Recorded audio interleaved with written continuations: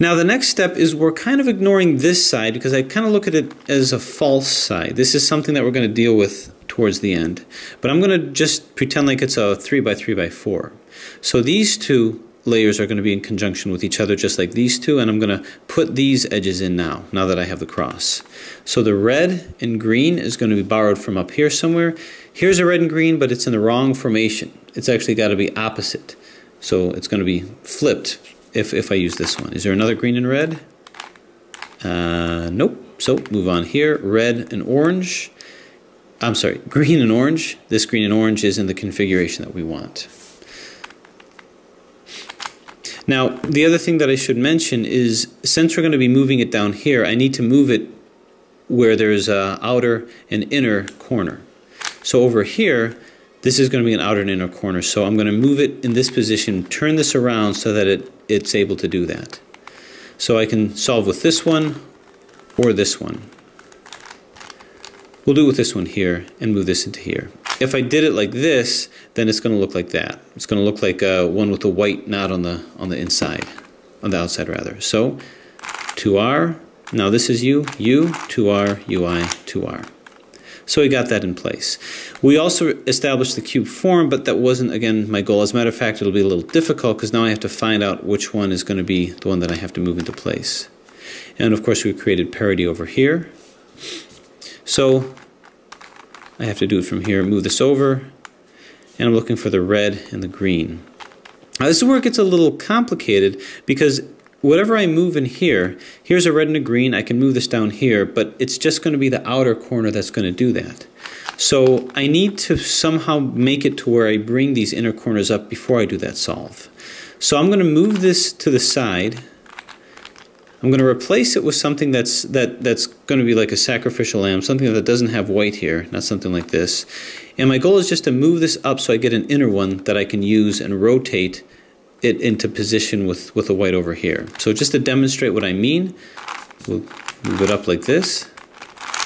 Okay. So my end result is I have a middle one, or an inner edge. So I can move an inner edge to the outer edge and then move this back here. So you see what my goal was? My goal was to give myself some outer edges here.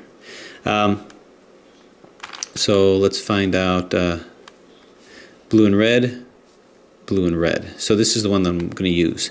I'm going to use this because I'm going to substitute it with another edge that I can rotate into an outer edge. So I hope that doesn't sound too complicated. I'm not going to do it from here because I'm really not interested in establishing the cuboid form at this point. I just need to move these into place. So 2R, U, 2R, UI, 2R.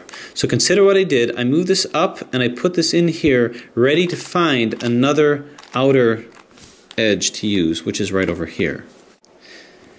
Okay, so now I've got the green and orange. Green and orange I'm going to want to put into here, but I have to move it to where there's parity if I'm going to fix that parity. So we'll do that.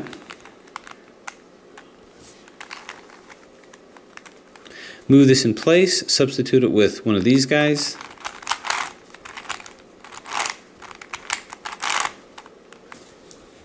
Okay, and last but not least,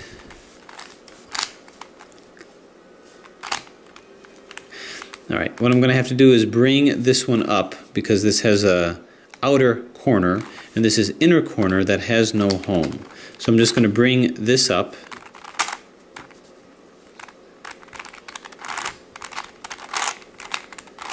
Okay, and my reason for doing that is so that I can move this into the proper corner. I hope that wasn't too complicated.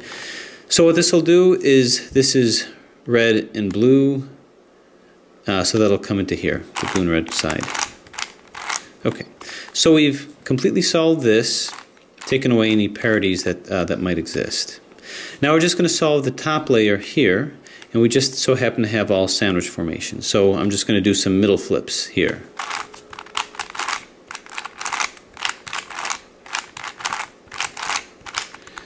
Okay, I got that, I put that into here, created parity here.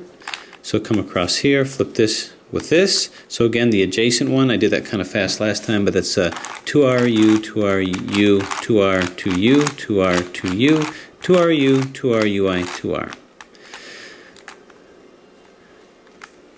So now I just have to do an opposite middle flip to get these in place. These two. So 2R, 2U, 2R, 2U, 2R, 2U. So we got this back. We do have parity over here. So what I can do is just fix this. Before working on this layer over here, I'm going to fix it because all these have to be in conjunction with each other.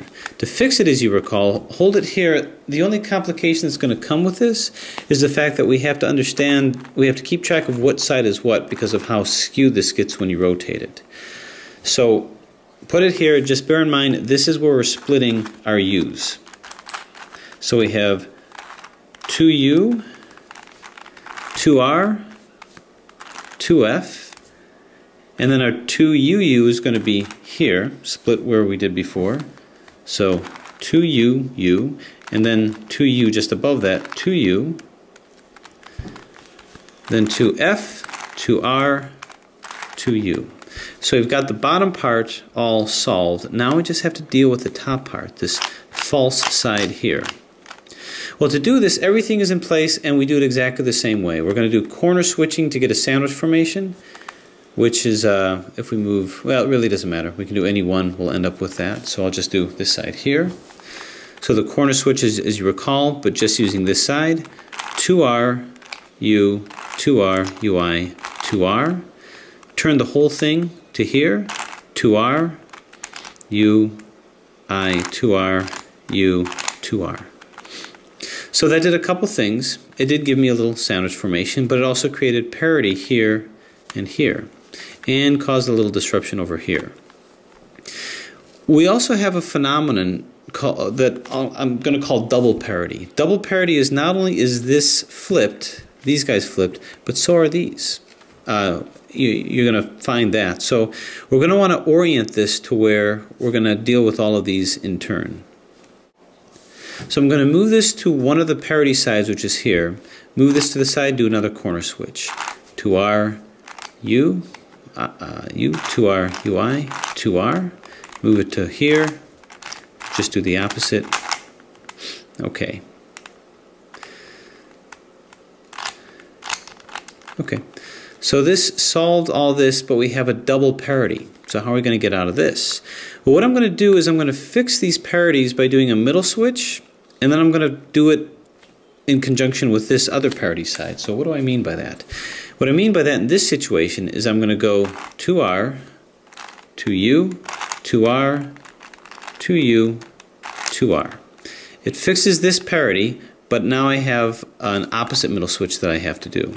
So I'm going to go around to the other parity side, which is here, and I'm going to fix this, which will also hopefully fix the parity here and fix this situation. 2R, 2U, 2R, 2U, 2R. And lo and behold, the cube is solved. That's the basic technique that's done. The only new concept that's introduced is this concept of double parity. There are other variations that can happen with this. If anybody runs into any trouble, let me know, but otherwise just kind of work it out, see what you think.